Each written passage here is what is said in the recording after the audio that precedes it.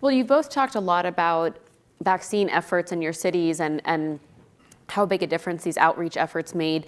So Dr. Bettigole, do you think that the national approach to vaccine access has been a coordinated effort, or do you think that cities have been on their own to devise the best practices for distribution? You both talked about these success stories, and I'm wondering if that's really knowing your city or if that's part of a broader national effort.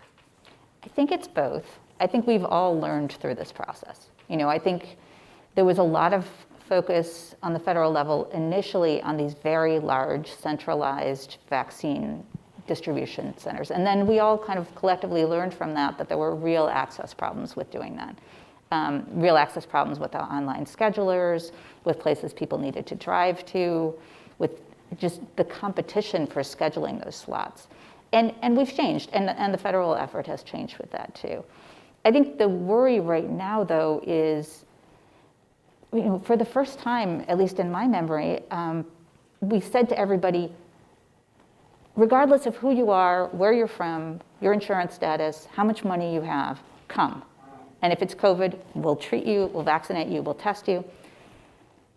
And now we're not saying that anymore. And, we're still, even if we stay at this low level of around 311 deaths a day, it's more than 100,000 deaths a year. There's still a lot of COVID around. We're all still at risk. And we know that there are some groups among us who are more at risk than others.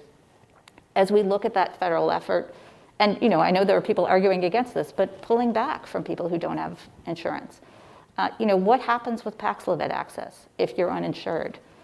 And what is that going to do to the disparities that we are seeing? I feel like we are creating another huge disparity right now in this country that we need to be paying attention to, because it is turning into resourced people will have access to not just vaccines, but very effective treatments, and unresourced people will not. And that is really appalling.